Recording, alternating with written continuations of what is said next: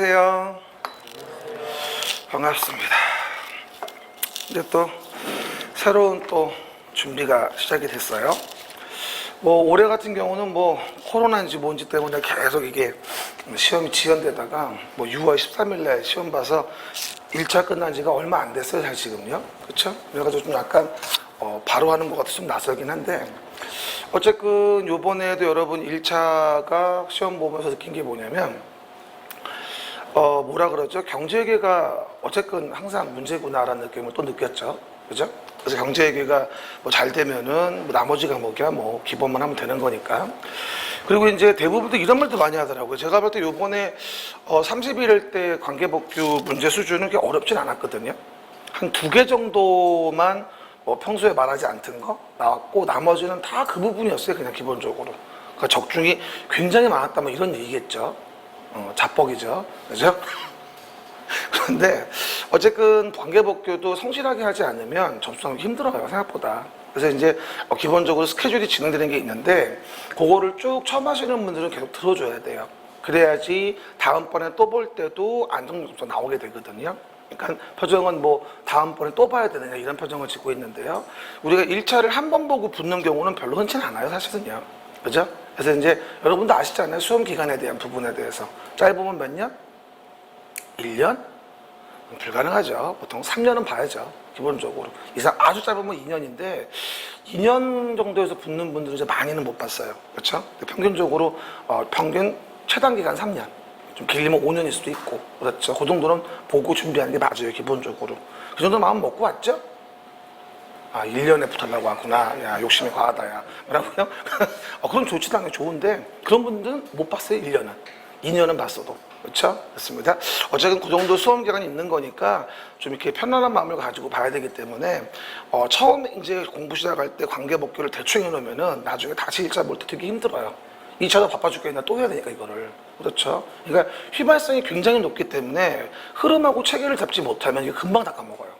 그죠? 그러니까 우리 할 일은 뭐냐면, 외우는 거는 내년도에 3월 되기 전에, 그죠? 다가갔을 때, 그때 가서 이제 본격적으로 외우는 거고, 지금부터 그때까지는 베이스 잡는 거예요. 이 양이 굉장히 많아요.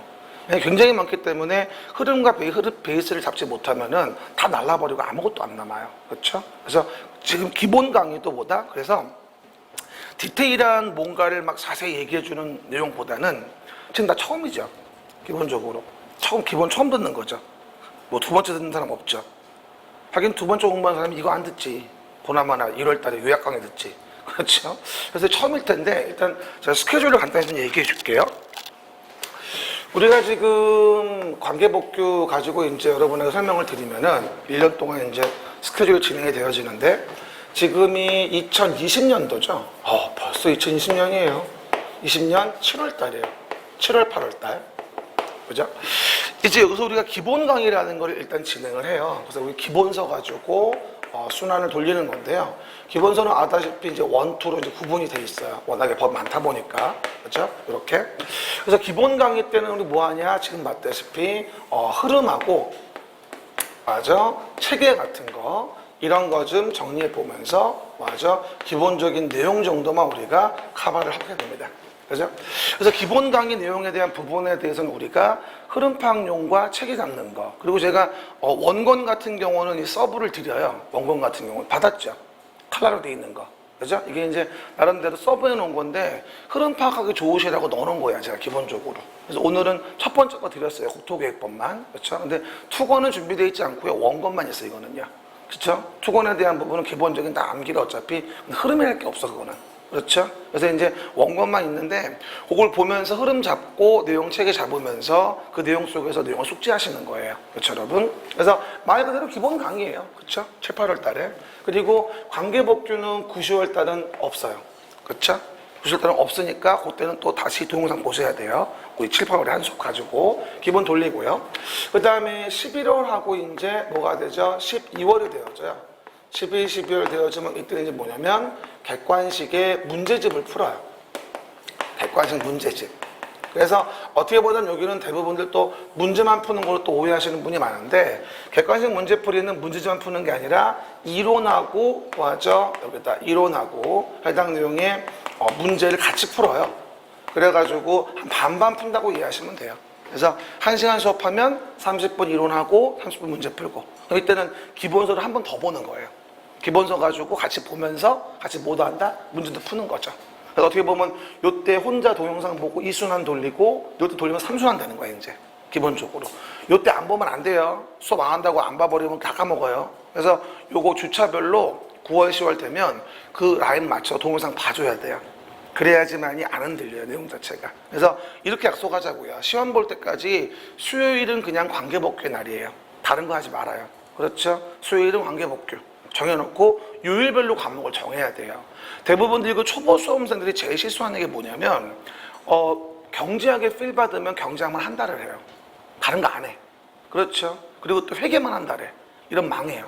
그렇죠? 그래서 요일별로 과목을 정해놓고 움직이는 게 가장 효율적인 것 같아요. 물론 회계 경제를 좀 더 많이 배치해야 되겠습니다만, 내 말 아시겠죠? 공부 계획은 그렇게 짜셔야 돼요. 그러니까 한 과목을 한 달 이러면 안 됩니다. 그러면 다른 과목 다 까먹어버려요. 그래서 매일매일 과목을 정해놓고 그걸 그날 소화하는 게 사실 가장 효율적인 것 같아요. 기본적으로 봤을 때. 그리고요, 11, 12 지나고 나면 이제 우리가 이제 시험 볼 연도 2021년이 다가옵니다. 이때 이제 1월 달하고 이제 2월 달 되면 뭐가 나오냐면 여기 이제 요약집이 나와요. 요약집. 그래가지고 요약집으로 이때 최종 점검이라 그래가지고 6주 정도의 시간을 가지고 1, 2월 달에 이제 전체 한번 더 돌려요. 그러면 벌써 4순환이에요. 그죠? 여기 1순환, 스스로 2순환, 문제집 3순환, 요약 4순환이죠. 그렇죠? 그래서 여기쯤 오면 이제 대략적으로 어떤 문제가 나오든 한 6, 70점 정도 나온다고 보시면 돼요. 근데 대부분들이 초보 수험생들이 다른 선배 수험생들이 야 관계복귀는 그냥 1월 달 가서 하면 돼. 이런 어드바이스를 듣고 이때 오시는 분이 있어요. 그죠? 50점도 안 나와요. 20점이면 대단한 뉴스입니다. 사실은요. 70점, 50점이면 20점세가. 그러니까 처음부터 이렇게 오셔야지만 한 7, 80이 나오는 거지 여기서 시작하시게 되면 50점 나오기 힘들어요. 대부분이 그 실패를 하죠. 왜냐하면 회계가 점수가 안 나온단 말이야. 우리 관계복귀랑 회계는 같은 시간에 보잖아요. 그러니까 관계복귀와 회계를 커버 쳐줘야 돼요. 회계는 40이라고 마음 먹고, 그렇죠? 얘를 80이 나와야 된다. 이런 마음으로 가야 돼. 그래야지 회계에서 모자라는 걸 커버 칠 수 있어요. 민법은 뭐하죠? 경제학 안 나오면 커버 쳐야 되고, 이렇게 1차는 준비를 하셔야 돼요. 그래야지만이 실패가 없거든요. 그렇죠, 여러분? 관계복귀 80 나오면 작살 났죠. 이제 끝난 거지 뭐. 설마 회계가 40이 안 나오겠어요? 안 나오더라고. 그죠?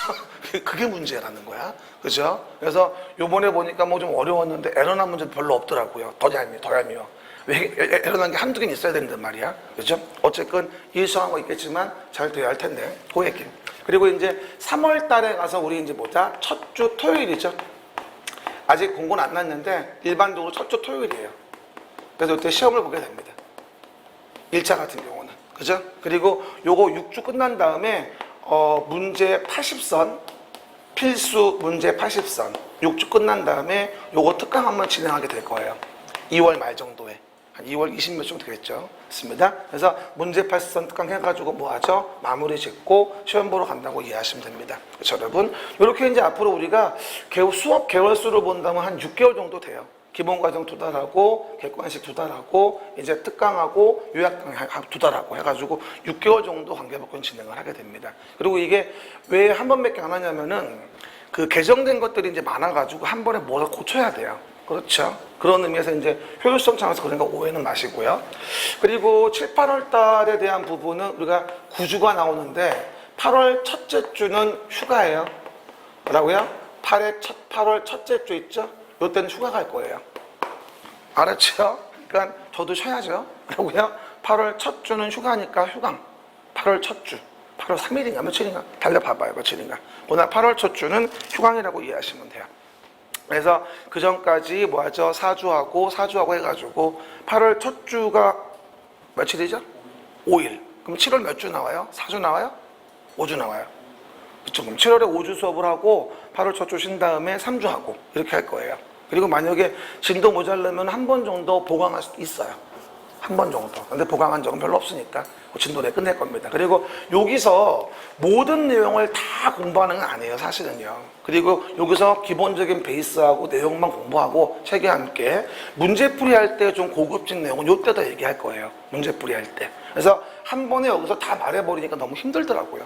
수험생들이 시간도 없고. 그러다 보니까 처음이기 때문에 너무 깊은 내용들은 기본 강의는 자제를 하고요. 문제풀이 들어갈 때 거기서 깊은 내용은 좀 더 말씀을 드릴 거예요. 근데 그 깊은 내용의 출제 확률은 뭐 40문제 중에서 4개도 안 되니까 그게 큰 부분은 아니에요. 그렇죠? 어떻게 보면 버려도 괜찮을 만큼. 그렇죠. 이 내용인 건데 요즘에 관계복규의 문제 흐름을 보면 이렇게 중개사를 많이 따라가는 것 같아요. 그래가지고 그 이유는 출제하시는 분들이 움직이는 것 같아.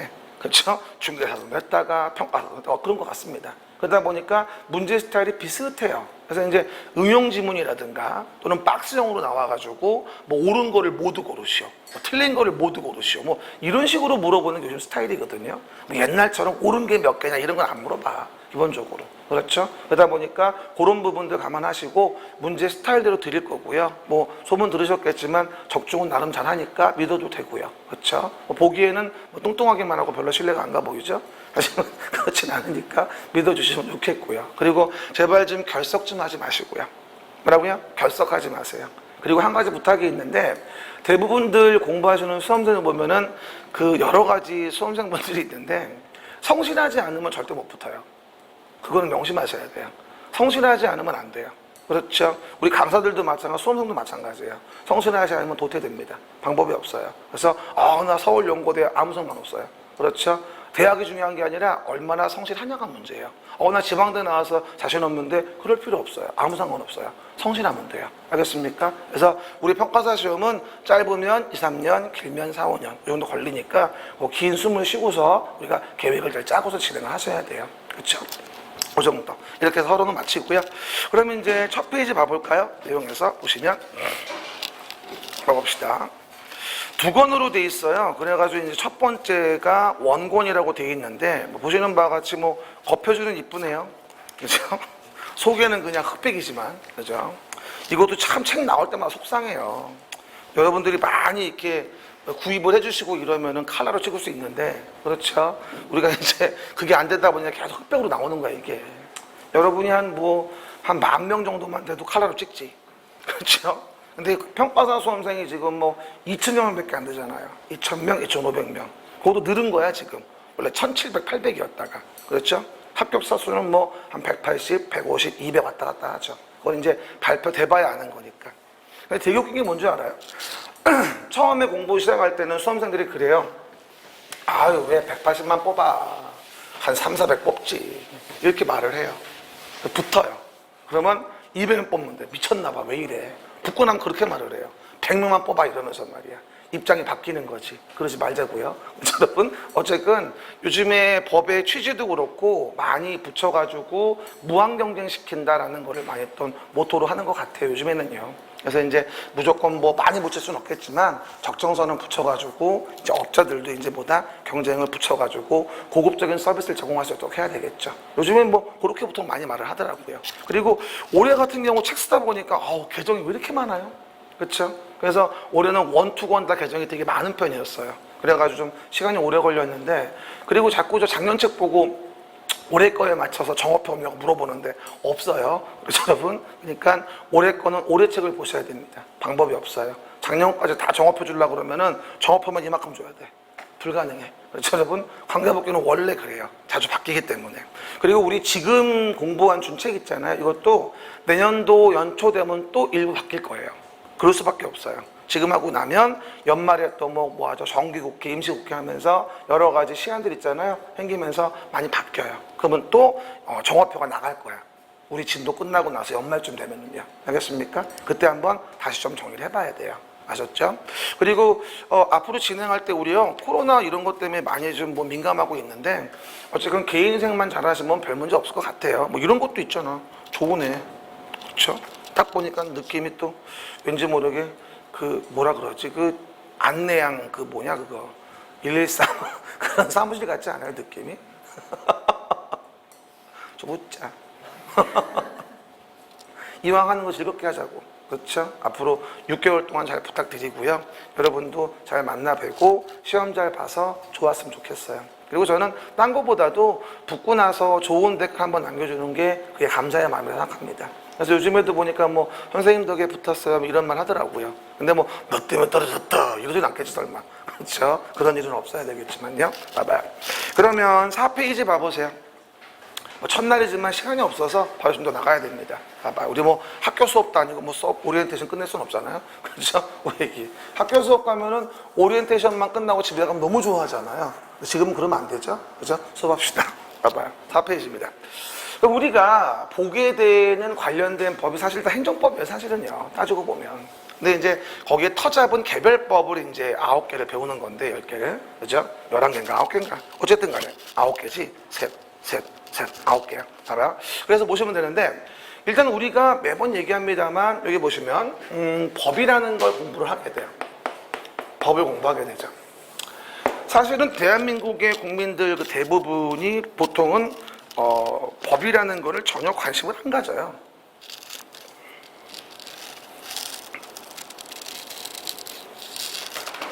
관심을 안 갖다가 이제 공부한다 이러면 관심을 갖죠. 그리고 아니면 뭔가 불법적인 탈법적인 뭘 행위를 할 때 법을 알아보게 됩니다. 일반적으로. 그러다 보니까 법을 별로 알 필요가 없어요. 우리는 일반적으로. 생활 자체가 도덕이잖아. 그치? 아니구나. 어쨌든 그러다 보니까 법이 필요가 없는데 공부할 땐 필요하고요. 그리고 법이라는 거를 우리 대학교 1학년 1학기에 법학개론 수업 들으면 첫 페이지 뭐라고 나와요? 인위적 규범을 총망라한 것이다. 보통 이렇게 나와요. 법이라는 것에 대해서. 인위적 규범. 그렇죠, 여러분? 그런데 이 법이라는 거는 우리가 수험생 입장으로 본다라고 한다면 구분이 필요해요. 뭐냐면 사법관계에 대한 부분의 사법과 이제 공법관계에 대한 부분에 대해서 우리가 기본적으로 구분이 필요하거든요. 그렇죠? 항상 얘기합니다만 법이라고 하는 거는 법률 관계를 먼저 아셔야 돼요. 당사자 관계를 이해하지 못하면 이 법이 뭐 때문에 있는지를 모르게 되거든요. 그렇게 되면 우리가 공부를 할 수가 없어요. 그렇죠? 그래서 일단 사법관계는 이렇게 이해합시다. 이렇게 일정하게 토지가 있다 가정해 보자고요. 우리 지금 부동산이라는 걸 공부하는 거잖아요. 부동산은 이제 민법상으로 본다면 토지 및 그 정착물이라는 거를 보통 부동산이라고 말을 합니다. 뭐라고요? 토지 및 그 정착물. 그 중에서 토지가 있다 가정을 해보자고요. 그러면 이 토지를 뭐 하죠? 갑이란 자하고 을이란 자하고 만약에 서로 간에 팔고 사고 하려고 합니다. 갑은 팔고 을은 사고. 매도인 매수인. 그렇죠, 여러분? 이렇게 사고 팔고 살 때 서로 간에 의사표시의 합치가 이루어지겠죠? 그래서 쌍방의 의사표시가 합치가 되는 우리는 뭐라 하냐면 계약이라는 법률행위라고 말을 합니다. 뭐라고요? 계약이라는 법률행위. 쌍방의 의사표시. 일반관 단독행위. 여러 경우는 합동행위. 이렇게 보잖아요. 그래서 가장 일반적인 상인 간의 관계는 계약이에요. 의사표시 합치로 이루어지는 거니까. 근데 그럼 이 계약은 개인과 개인 간의 관계라고 볼 수가 있겠죠. 일반적으로. 지금 사인과 사인 간의 관계. 그렇죠. 그럼 이와 같이 사인과 사인, 개인과 개인 간의 관계로 가장 일반적인 법률 행위는 계약인 거예요. 이렇게 개인과 개인 간의 관계를 규율한다. 이걸 우리는 사법관계란 말을 쓰게 돼요. 그래가지고 이 사법관계가 바로 어디 가서 우리 1차 시험에 보면 민법이라는 과목이 있어요. 이 과목에서 우리가 개인과 개인 간의 관계에 대한 부분에 권리, 의무에 대한 부분을 공부하는 게 바로 민법인 거예요. 그렇죠? 그럼 이제 이찬석 쌤하고 우리가 민법 배우잖아요. 그러면 너랑 나랑은 사법관계 이걸 배우는 거예요. 너랑 나랑과의 권리 의무. 예를 들어서 뭐 갑이 얘한테 물건을 팔았는데 세상에 지 물건이 아니었어요. 사기쳤죠. 그렇죠? 또 뭐가 되죠? 해당 내용 갑이 을한테 물건 팔았는데 을이 잔금을 안 줘요. 채무불이행이죠. 불법행위와 채무불이행 이런 거에 대한 권리 의무를 어떻게 보호할 것인가 이런 거에 당사자, 목적, 의사표시의 관계를 배우는 게 민법이잖아. 사실은 개인과 개인 간의 관계를 규율하는 거죠. 그렇죠? 그런데 그 안에서 만약에 이렇게 해서 을이 토지를 샀단 말이에요. 토지를 샀죠. 그러면 토지를 산 을은 이 토지를 왜 샀을까? 이게 대지라 가정을 해보자. 나 같은 돼지 말고 돼지. 그렇죠? 그러면 돼지를 샀은 목적은 뭘까? 을은 그 토지 위에다가 건물을 지으려고 한 겁니다. 뭘 지으려고 한다? 건물을 지으려고 했다. 맞잖아. 돼지를 샀다. 그럼 물어봅시다.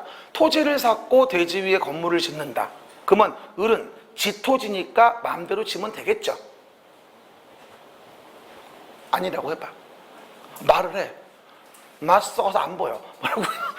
그래서 대지 했으니까 건물을 질 거 아니야. 그러면 건물을 질 때 지 맘대로 지냐고. 아니지. 뭐냐? 이런 경우에 을은 공공의 관청으로 가요. 한마디로 얘기해서 서울특별시 예를 들어 관악구가 있어요. 관악구.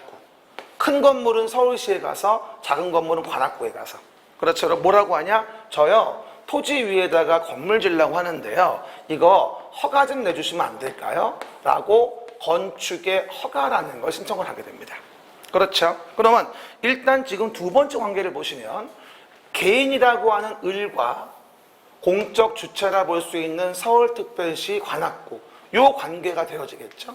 이렇게 일방은 개인이지만 일방은 공공 또는 쌍방의 공공인 관계, 이걸 우리는 공법 관계란 말을 쓰게 됩니다.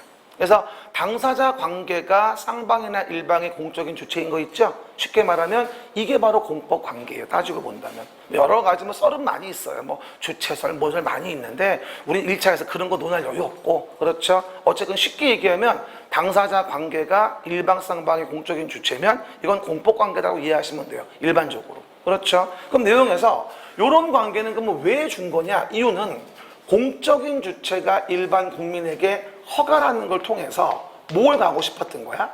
행위 제한이라는 것을 가하고 싶었던 거야. 내 토지에다가 아무리 내 토지여도 아무렇게나 건물을 지어버리면 옆 토지의 소유자와 상린관계상 분쟁이 생길 수가 있고 여러 가지 서로 간에 불편한 점이 생깁니다. 그러다 보니까 이걸 법으로 규제하고 싶었던 거고, 그래서 공법관계는 그래서 국민에게 일반 공공의 관청이 행위 제한을 가하기 위해서, 한마디로 규제를 가하기 위해서 정한 거를 공법이라고 하는 거다라고 이해해도 별 무리가 없는 거죠. 공법관계는 규제를 가하기 위한 거예요. 공적 주체가 일반 국민한테. 그렇죠. 그래서 아무렇게나 토지 건물을 못 짓고 관련된 공법에 적법해야지만이 요 A는 뭐 할 수 있다? 을은 허가받아 건물 질 수 있는 거죠. 그러면 결론적으로 이렇게 허가받게 하고 행위 제한을 가하는 궁극적인 목적이 뭘까? 그러면 그 궁극적인 목적은 바로 이거죠. 뭐냐? 공공복리 증진이에요. 뭐라고요? 공공복리 증진. 그래서 공공복리 증진을 위해서 우리가 해당 내용 부분에 행위 제한을 가하는 거다라는 걸 헌법 23조에서 우리가 확인할 수 있는 부분이에요. 그렇죠. 이걸 근거로 해서 우리가 관계를 배우는 게 바로 뭐다? 요 관계. 나와 공공관청 간의 관계. 요걸 배우고 싶은 게 우리가 감정평가 관계법규에서 하고 싶은 얘기예요. 공공과 공공 간의 관계도 중간중간 얘기하겠지만 그거는 일부고 대부분이 일반 민간과 뭐하죠? 공공 간의 관계로서 공공이 민간에게 뭘 규제하는지, 그렇죠? 이걸 알고 싶은 게 우리가 공부하는 관계법규의 목적인 것이에요. 알겠습니까? 항상 뭐든지 여러분 우리 평가사 공부하시는 분들이기 때문에 논점 파악할 때 법률 관계를 잘 파악해야 됩니다. 법률 관계를 모르면 목적을 까먹게 됩니다.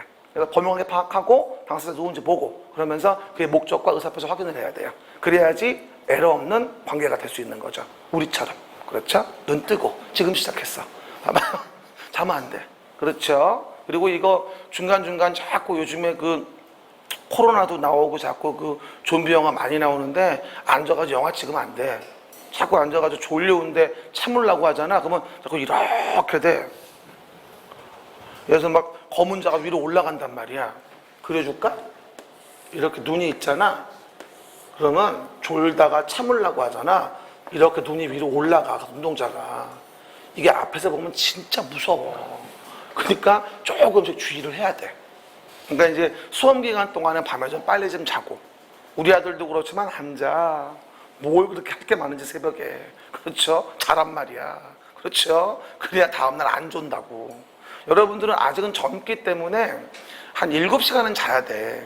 우리처럼 좀 늙으면 덜 자거든. 잠이 안 와. 그렇죠? 일찍 깨면 잠도 안 오고 또. 그렇죠? 그러니까 잘 수 있을 때 많이 자는 게 좋지만 여러분 나이 때 제 경험을 비추어봐도 그 20대 때 그때 열심히 살면 이제 나중에 40, 60대가 편해요. 그죠? 제 친구들도 평가사 많이 있거든요. 근데 그 당시에 공부한 친구들, 지금 잘된 친구들 보면 떵떵거리고 살아. 아무래도. 근데 이제 그때 여인들 만나고 술 좋아하고 하는 친구들 보면 지금 다 안 돼 있잖아, 기본적으로. 그러니까 힘든 건 아는데 한 5년만 빡시게 살자고. 그러면 평생이 편해. 그렇죠? 그러니까 조금 화이팅 좀 합시다. 화이팅. 화이팅이야부터 시작. 붙고는 싶은 거야. 봐봐. 그래서 화이팅이야. 될 거야. 뜻이 있는 곳에 길이 있고 믿는다고 믿으면 꼭 믿어. 그럼 붙어. 그렇죠? 금방 붙을 수 있으니까 기운 들래. 이제 시작이야. 봐봐요. 눈 좀 조심하고. 봐봐요.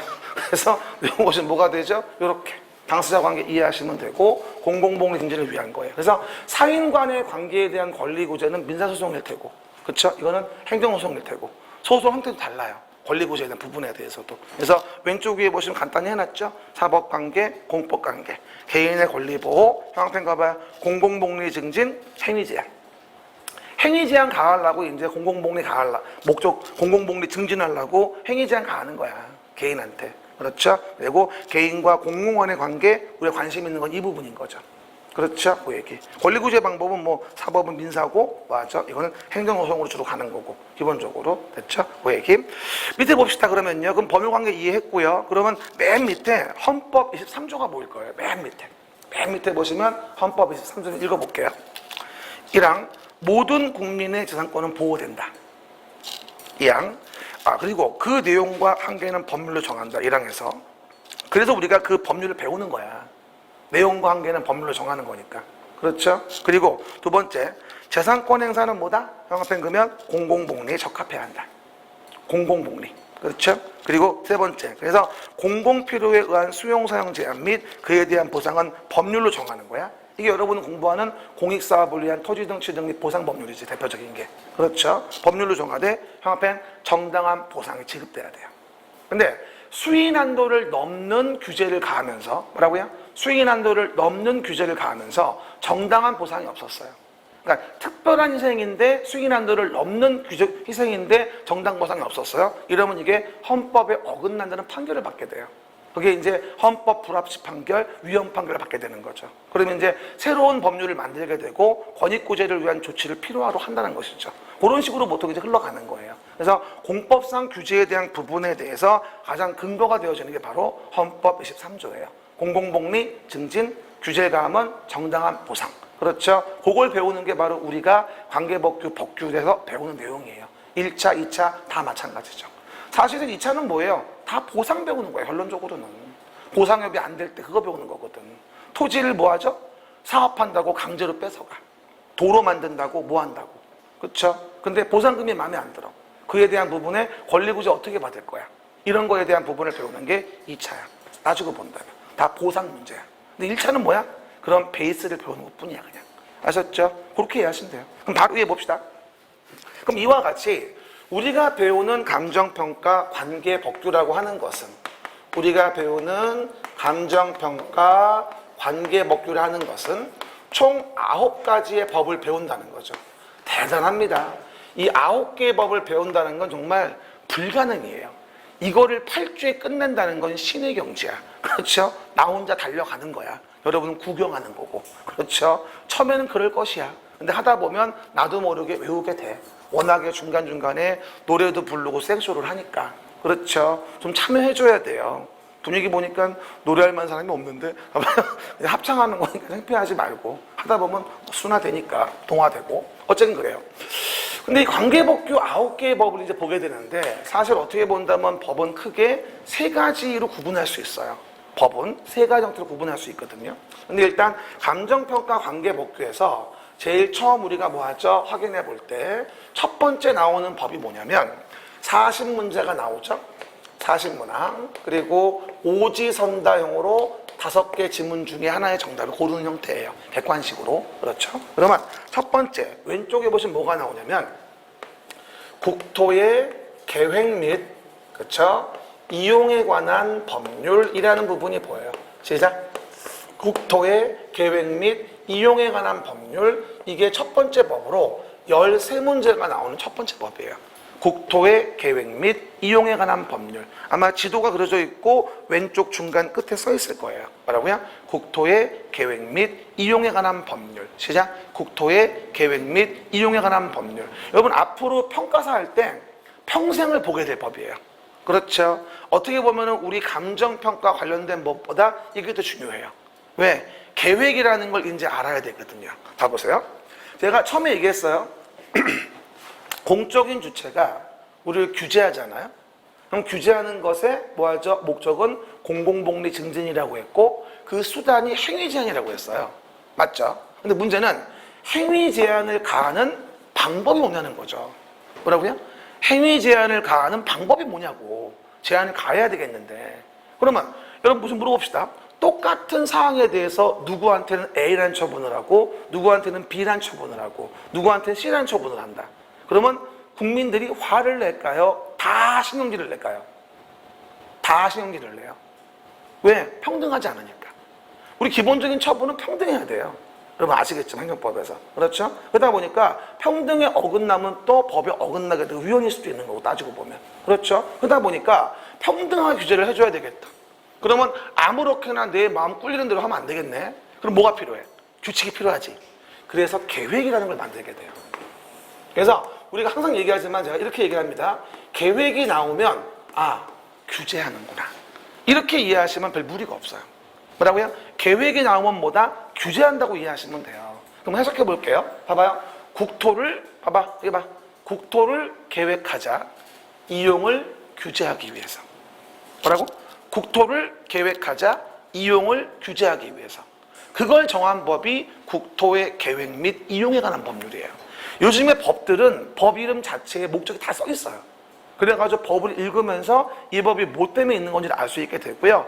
앞으로 아마 지겹게 계획이란 말을 들을 거예요. 그럼 앞으로 뭐다? 계획이란 말이 보이면 규제하는구나. 행위 제한의 전형적인 수단이구나. 행정계획.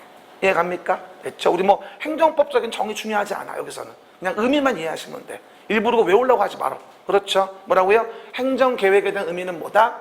규제 가하기 위한 흐름이라고 이해하시면 돼요. 한 번 더. 국토를 계획하자. 이용을 규제하기 위해서.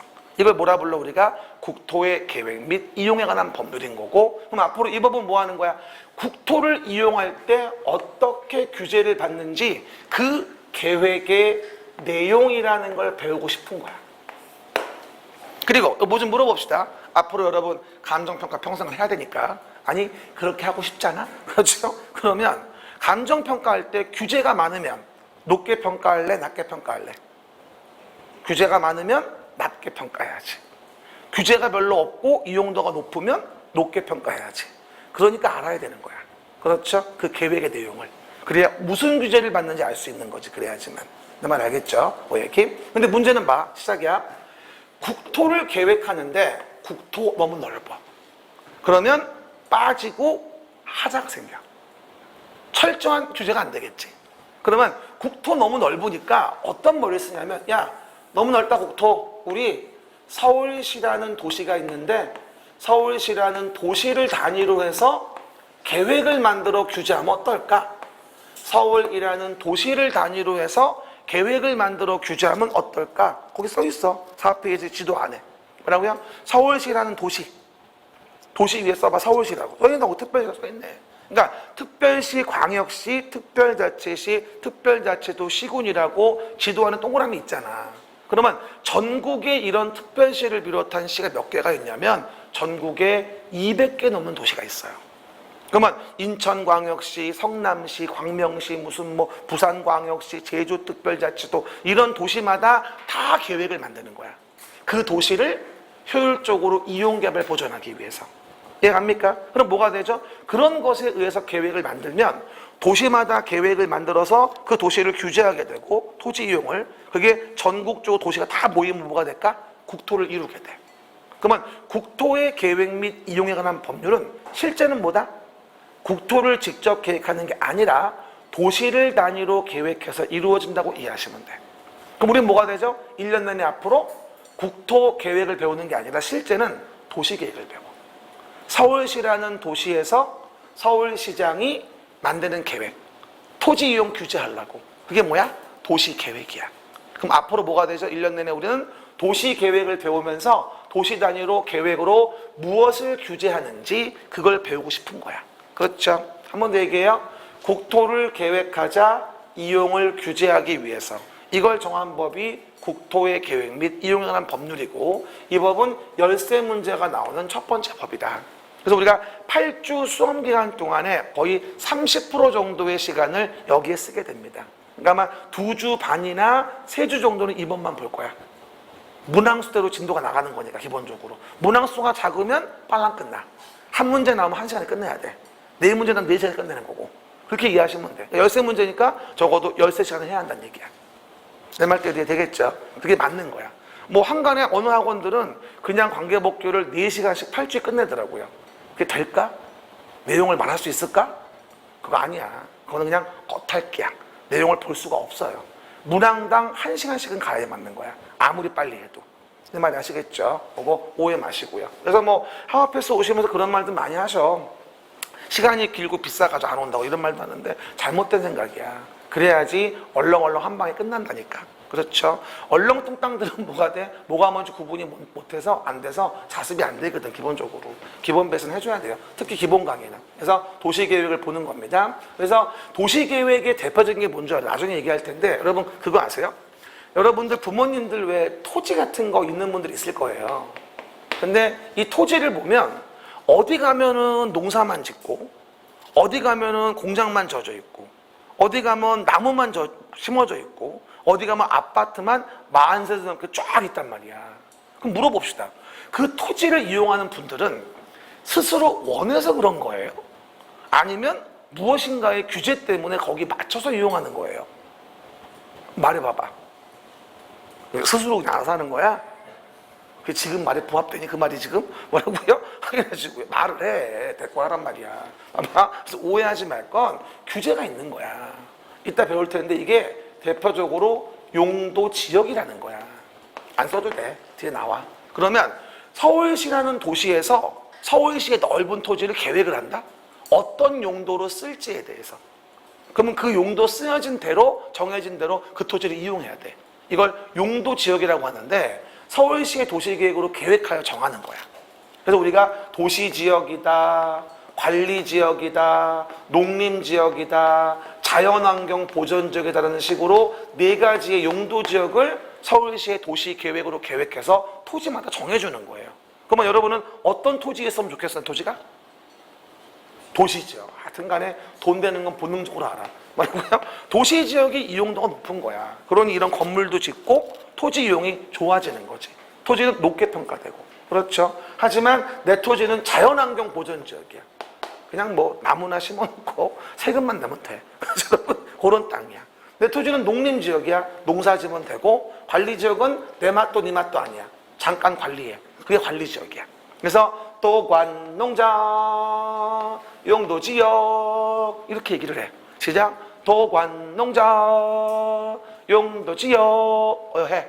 시작.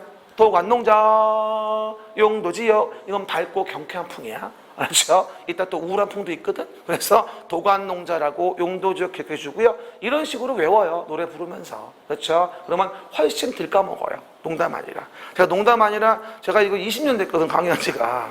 그래서 지금 현업 나가면 나를 다 알아. 나 보면 다들 도관농자 이러고 댕겨요. 부담스러워 죽겠어. 어쨌든 우리 얘기들 용도지역과 관련된 부분에 대한 부분을 계획으로 계획한다는 거예요. 이게 말고도 많은 내용이 있어. 계획으로 규제하는 것들. 그 계획으로 규제하는 내용을 배우는 게 우리 평가사 공법 관계법규의 거의 30-40%고 그래서 2주 반 정도 진행하면 이 법은 끝날 거예요. 알겠습니까? 그 정도 보면 돼요. 그러면 이제 첫 번째 법이었고 그런데 이제 그 도시 안에 보면 이제 건물이라는 걸 짓잖아요. 도시 안에 뭘 짓는다? 여기다 건물을 져요.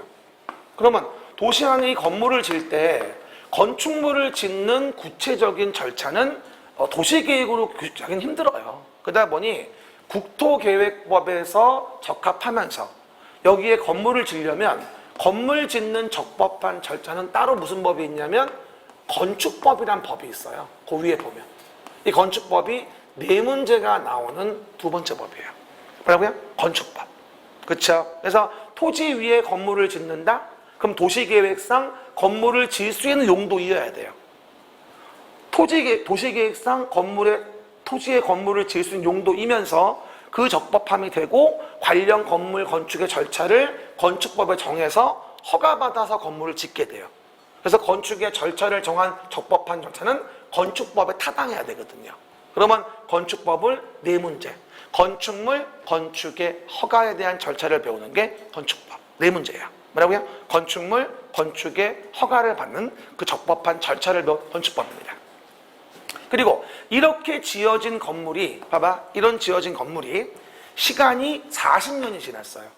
그러면 상태가 쌩쌩해질까요? 상태가 노후해질까요? 40년 됐는데 쌩쌩해지면 뭐 홍삼 먹고 회춘한 거야, 뭐 한 거야? 말도 안 되지. 40년 정도 됐으면 고저 노후불량해지겠지.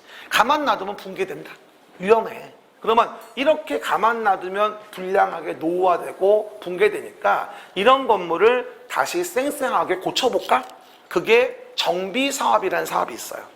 이걸 도시 및 주거환경 정비법이라는 법에서 노후불량 건축물을 개량하는 정비사업으로서 여러분 많이 아시는 게 들어봤지? 재개발 재건축이라고. 그렇죠? 이렇게 멀쩡하지 않고 오래된 건물은 다시 개량해주자라고 하는 걸 정한 법이 있는데 이게 도시 및 주거환경 정비법이에요. 뭐라고요? 도시 및 주거환경 정비법. 그래서 우리 보통 알고 있는 뉴스 많이 나오는 맨날 정부에서 재건축을 규제한다 뭐다 이게 바로 이거예요. 정비사업. 노후불량 건축물 개량인 거죠. 그럼 정비사업은 뭐가 된다? 네 문제가 나오는 바로 원권 조치가 여기까지예요. 그래서 기본적으로 국토의 계획 및 이용에 관한 법률, 그 다음에 정비법, 건축법, 이게 도시계획 관련된 부분에 연관된 세 법이 되어져서 13개, 4개, 4개에서 21개 정도의 내용이 원권의 목차라고 이해하시면 돼요. 그렇죠? 한마디로 뭐예요? 도시계획 관련된 규제라고 이해하시면 돼요. 거기 관련된 법 3가지.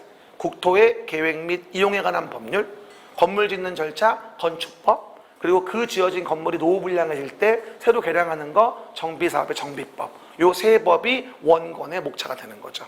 이거 다음은 4주 지날 거예요. 보나마나. 그렇죠? 그래서 이제 국토계획법 끝나고 나서 4시간씩 해서 1주 반 정도 걸려요. 2번 끝나는데. 이해 가셨죠? 그게 이제 내용이고, 근데 여러분들이 개인적으로 가장 어려워하는 법은 이거예요. 정비법. 도대체가 무슨 말인지 모르겠어요. 너무 어려워요. 근데 이 정비법이 어려워서 안 하려고 하시는 분이 있는데 아마 2차 가서 후회할 거예요. 그렇죠? 2차 가서 응용지문 나올 때 서술식으로 참 많이 물어봐요. 정비사업에 대한 부분에 조합의 지위라든가 각종 처분에 대해서 많이 물어보기 때문에 2차 강사님들은 이거 일반적인 얘기 못 하거든요. 그냥 기본적인 그 논점 가지고 얘기하는 거지 흐름 파악은 1차에서 해야 돼요. 그렇지 않으면 2차 가서 고생해. 개고생해. 그렇죠, 여러분? 그러니까 어렵다고 버리면 안 되고 잘 인지해놔야 돼. 노후불량 건축물. 요즘에 평가사 하는 일 중에서 정비사업 관련된 일이 굉장히 많거든요. 우리의 먹거리로 급부상했어요. 그렇죠. 서울시에서 이루어지는 재개발 재건축만 330군데예요. 작년 말 기준으로. 그러다 보니까 우리의 평가 물건으로 꽤 맛있는 먹거리가 된 거예요. 그렇죠. 왜냐하면 종전 거 부시고 새로운 거 줘야 되니까 종전 거 평가해야 되고 분양 예정 평가해야 되거든. 그리고 도시개발 사업 같은 신도시 만드는 것도 평가사가 평가하는데 개발 사업은 그렇게 많지는 않죠. 근데 요즘에 정부에서 3기 신도시 해가지고 남양주 왕숙지구하고 고양 창릉하고 인천 테크노밸리 하남 교산지구 4군데 지정됐잖아요. 근데 그런 사업이 또 활성화되면 평가사가 또 할 일이 많아져. 개발 사업이 이루어지게 되니까. 우리 1차 과목에서는 개발 사업은 안 배우는데 2차 과목 걔도 해야 될 거예요. 어차피. 평가 업무 할 때 나오니까. 그렇죠, 여러분? 그 얘기. 그래서 1차가 굉장히 베이스예요. 그래서 첫 번째 뭐다? 원건과 관련된 부분은 일단 3가지의 법과 관련된 부분에 대해서 뭐라 했어요? 원건 부분에 대해서는 첫 번째 뭐라고요? 짧게 부를게요. 국토계획법이라는 거 배우고, 그 다음에 노후불량 건축물 개량 정비사업법 배우고, 건물 짓는 법, 건축법 배우고, 이래서 우리 시험에 요거 13개, 요거 4개, 요거 4개에서 원건은 21문제 정도를 배분하고 있다. 이렇게 이해하시면 돼요. 그 다음에 두 번째 투건에 대한 부분인데요. 사실은 두 번째 책에 대한 부분, 투건에 대한 부분은 2가지 용어로 구분할 수가 있어요. 첫 번째가 뭐냐면요. 우리 앞으로 감정평가 할 거니까 감정평가와 관련된 법 3개를 배우게 돼요. 뭐라고요? 감정평가와 관련된 3개의 법을 배우게 된다. 그러면 우리 맨날 5월달 말만 되면 4월달 말만 되면 뉴스 많이 나오는 게 있어요. 공시가격. 그렇죠? 부동산 가격 공시에 대한 것이죠. 보통 정부가 세금을 부과하거나 각종 수용 보상가를 매기기 위해서는 일반적으로 토지나 건물, 주택 등에 대한 부분에 대해서 공시된 가격이 필요해요. 왜냐하면 중구난방으로 기준 없이 아무 값이나 가지고 세금 부과할 수는 없는 거니까. 옛날에는요, 국토교통부에서 말한 기준시가, 국세청에서 말하는 기준시가, 무슨 뭐 해당 내용 행자부에서 행안부에서 하는 무슨 시가, 이런 식으로 그 정부의 18부처마다 다 모였다 쓰는 기준가가 틀렸어요. 그러다 보니 국민들은 뭐라 그러죠? 가장 낮은 값 골라가지고 글로 가서 세금 내라 그러려고 머리 쓰는 거야. 형평성이 없는 거죠. 그래서 통합해서 각종 세금을 부과하는 경우 등일 때 기준이 되어지는 금액을 공시할 필요가 생겼던 거예요. 그게 89년도의 일이에요. 그때는 지가 공시법이라고 했었지. 그렇죠? 거기다가 이제 부동산 가격을 공시하는 등 뭐라는 등 점점 법이 진화해서 지금의 법이 된 거예요. 그래서 일단 첫 번째 본다면 감정평가 관련된 법에 부동산 가격공시법을 배워요. 부동산 가격공시법. 그래서 우리가 4월 말 주택 비주거형, 5월 말 토지, 이거에 대한 공시가격, 정하는 절차, 이거를 배우는 게 이 법이에요. 세 문제가 나와요. 부동산 가격공시. 그렇죠? 여러분이 보통 이제 평가가 되고 나면 이제 알바식으로 잠깐 하게 될 겁니다. 연말부터 연초까지. 그렇죠, 여러분? 끝나고 나면 또 다기를 해야지 또. 그렇죠? 그렇게. 부동산 가격공시법. 그리고 그 이외의 각종 감정평가 및 감정평가사에 관한 법률이 있어요. 그렇죠? 이 감정평가 법률에서도 세 문제가 나오죠. 우리가 뭐 위반하면 혼나는지, 그렇죠? 감정평가 법인 등에 대한 부분의 업무와 뭐하죠? 그들의 행정처분과 위반 시의 과징금 징계에 관련된 거, 그런 것들을 배우는 게 바로 감정평가 관련 법률입니다. 그렇죠? 원래 이 두 법이 하나였어요. 원래는. 근데 이제 분류됐죠. 그리고 분류된 거 취지를 봤더니 뭐 감정평가사에 대한 법이 없어서 뭐 가오가 안 나온다나 뭘 하나. 그렇죠? 그래서 별도로 분리했대. 회계사도 다 별도로 법이 있고 변호사도 다 별도로 법이 있는데 우리만 없잖아. 그래서 기분 나빠. 별도로 만들자. 그래서 분리했어. 취지가 그거야, 따지고 보면. 그렇죠? 그래서 이제 세 문제씩 나와가지고요. 사실은 이게 가장 우리가 어떻게 보면은 핵심적으로 봐야 할 내용 같은데, 문제 구성으로 본다면 6문제밖에 안 돼요. 세 문제. 보통은 이제 하루 안 되게 끝내요. 아침에는 뭐죠? 가격공시, 오후에는 감정평가 끝. 하루에 끝내야 돼. 그렇죠? 그래서 이거는 기본적인 패턴만 이해하시면 되는 거예요. 별로 어렵지 않아요. 나오는 거 뻔한 부분이고. 그리고 항상 문제 되는 식으로 나올 게 정해져 있기 때문에 어렵지 않게 볼 수 있어요. 그리고 또 하나 물어봅시다. 그럼 감정평가할 때 사유지만 평가할까요? 국가가 소유한 땅도 평가할까요? 국유지 평가합니다. 그러면 국가재산이 어떻게 관리 처분되는지 알아야 되거든요. 그래서 배우는 게 바로 뭐냐면 국유재산법이에요. 뭐라고요? 국유재산법. 그래서 국가가 소유한 재산의 관리 처분이 어떻게 되는가, 이걸 알아야 평가를 할 수 있으니까. 그렇죠? 우리가 그리고 매번 얘기합니다만 정비사업이 되건 시설사업이 되건 개발사업이 되건 간에 국유지가 꼭 껴있어요. 그럼 평가할 때 그거를 모르면 평가할 수가 없거든. 그래서 국유재산법을 공부하게 돼요. 관리 처분 방법을 알기 위해서. 그렇죠? 대한민국에요, 국유지 비율이 뭐 조사단체마다 다르긴 한데 국공유지가 한 30% 남짓돼요. 30% 남짓. 그렇죠? 그러다 보니까 그걸 모르고는 평가 한번 못하죠. 그래서 배우는 거예요. 네 문제 나와요. 그렇죠? 그래가지고 우리가 감정평가 관련된 세 가지 법이 부동산 가격공시법, 감정평가 및 감정평가사에 관한 법률, 국유재산법, 요 세 가지를 배우게 되는 거죠. 그리고 투권 뒷부분에 가면 이제 뭐가 나오냐면요, 요거 세 번째 덩어리, 공시와 관련된 법이 나와요. 공시.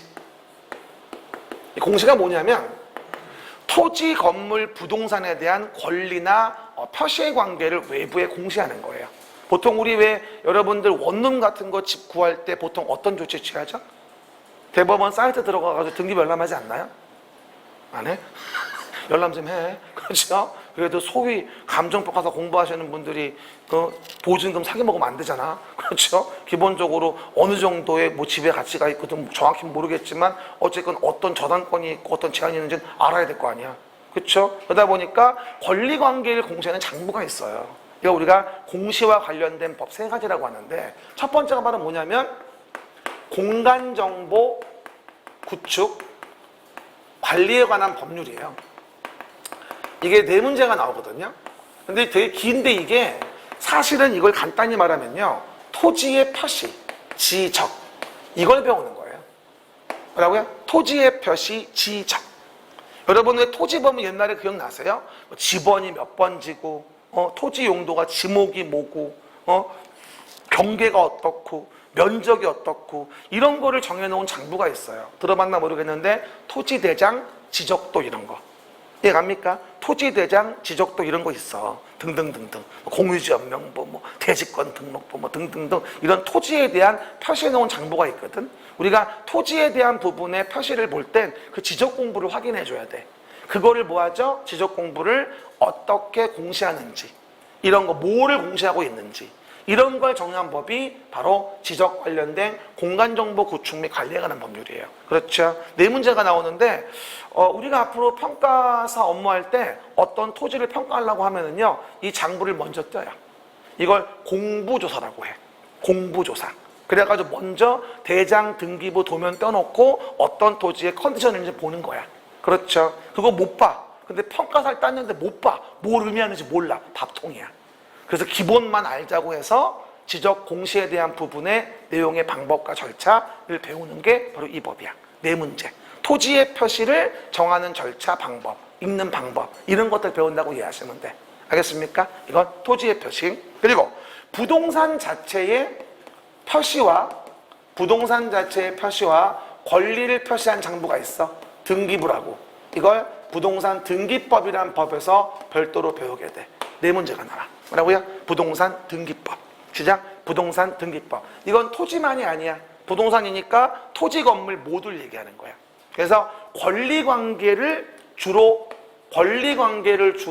표시하는 게 등기법의 주요 목적이야.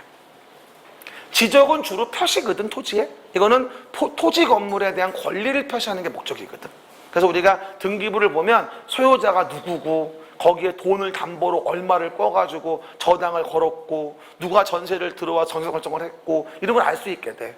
그런 제한 물건이 많으면 내가 임차인 들어갔을 때 내가 변제받을 수 없는 문제가 생겨. 나중에 경매가 진행된다고 한다면. 그런 부분 때문에 등기부를 떼어보고 우리가 들어가줘야 되는 거고, 꼭 명심할 게 어느 집에 세입자 들어가든 간에 등기부 열람은 기본인 거고, 꼭 집주인을 대면을 해야 돼. 중개업자 믿지 마. 그렇죠? 집주인 꼭 만나보고 주민번호하고 거기에 나와 있는 소유자 같은지 확인해야 돼. 그렇죠? 그리고 들어가야 돼. 안 그러고 들어가면 안 돼. 그리고 꼭 전세 들어갈 때는 분명히 전세가 맞는지 집주인하고 확인을 해야 돼. 어떤 일이 있는 줄 알아요? 중개업자들이 집주인한테는 월세라 그래. 집주인이 월세를 좋아하니까. 세입자한테 뭐라 그래? 전세를 좋아하잖아. 전세라고 해. 그리고 그 전세금을 먹어, 지가. 그리고 뭐를 해? 지 돈으로 월세를 줘, 집주인을. 그게 40채, 50채가 모이면 수십억이 돼. 그걸 가지고 도망가. 그리고 평생 잘 살아. 그럼 되겠니? 안 되잖아. 그죠? 그러니까 꼭 확인해봐야 돼. 그게 이제 권리관계가 등기법이야, 그게. 등기부. 시작. 등기부. 그거 작성하고 보는 거, 내용 정리하는 거야. 그 다음에 우리 시험에 왜 들어가는지 모르겠는데, 동산, 채권 등을 담보로 제공하는 거에 대한 법률이 있어. 동산, 채권 등의 담보에 관한 법률이야. 아마 대한민국 고시기에서 이거 시험 보는 건 우리밖에 없을 거야. 그렇죠? 그리고 웃기는 게 꼴랑 한 문제야. 열받아 뒤지겠어. 뭐라고요? 한 문제.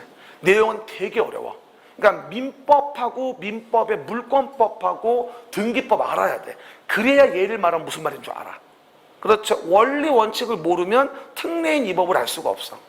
동산 채권 등에 대한 부분의 민법의 내용은 일반적으로 많은 규정이 없어요. 별 규정도 없고. 그래서 동산 채권 등을 담보로 제공한 절차를 정한 법이야, 이거는. 어떤 특례법이지, 일반법에 대한. 그렇죠? 그러다 보니 일반적인 특례에 대한 부분이기 때문에 이건 한 문제가 나오는 부분이고, 나온다는 거 얘기해주면 대부분 그 부분이 나와. 왠 줄 알아요? 문제 내시는 분도 이 부분 잘 몰라. 그렇죠? 그러니까 어려운 거 낼 수가 없어. 그래가지고 맨날 용어 정의 아니면 맨날 나오는 게 정해져 있단 말이야. 그래서 그거만 하면 돼. 부담 갖지 마. 한 문제라 1시간만 할 거야. 무슨 얘기인지 아시겠죠? 막판에 간단하게. 왜 맨 마지막에 할까? 그래야 물건도 대충 끝나고, 민법에서. 그리고 등기도 배우고 이러면서 마지막에 가야 시간을 세이브할 수 있어. 얘를 처음에 하잖아. 얘 3주 해야 돼. 민법이랑 등기 다 이해해야 되거든. 그래서 나름대로 난 이렇게 동선을 맞춰놨어. 그렇죠, 여러분? 그러면 우리 법은 정리합시다. everybody 정리. 이게 봐요. 법률 관계는 중요합니다. 사법 관계인지 공법 관계인지 먼저 아셔야 되고요. 우리는 공법 관계를 배우는 거라 나랑 공공의 관청 간의 관계고 공공관청이 나를 규제하는 거라는 걸 배우고 싶은 거야. 그리고 뭐가 되죠? 공공복리 증진의 규제를 가하게 되는데 그 행위 제한을 가하는 대표적인 내용이 뭐다? 바로 계획에 의해서 규제를 가한다는 것이지. 그러면 국토를 계획하자 이용을 규제하기 위해서 정한 법이 13개. 그 중에 노후불량 건축물 개량하는 게 정비사업으로 재개발적 건축 4문제. 그리고 건축물 짓는 일반법이 4문제에서 원권이 끝나고 그 다음 투건으로 가서 감정평가 관련된 법 3가지, 부동산, 가역공시에 관한 법률 3가지, 감정평가 관련된 거 3문제, 국유재산법 4문제에서 총 10개 정도를 감정평가 관련된 부분으로 배우게 되고요. 그 다음에 우리가 평가할 때 공부조사를 할 수밖에 없는데 대장이나 등기부를 볼 수가 없다면 알 수가 없으니까 공시된 거를 이해해야 되거든. 그렇죠? 그래야 우리가 평가할 수 있거든. 그래서 공시 관련된 법이 3가지야. 공간정보 구축 및 관리에 관한 법률로 지적 관련된 것과 부동산의 권리와 관련된 부동산 등기법, 그리고 동산 채권 담보에 관한 거에서 4문제, 4문제, 1문제에서 9문제가 돼. 총 19개지 투건이. 그렇죠? 이렇게 진도가 진행되게 됩니다. 그래서 처음에 이 말씀 드리는 이유는 뭐냐면 지피지기면 백전백승이라고 했어요. 근데 모르면 무슨 말인지 몰라요. 그래서 시간 없지만 1시간 정도 설명을 드리고 진도 들어가는 거예요. 아셨죠? 쉬었다 갑시다.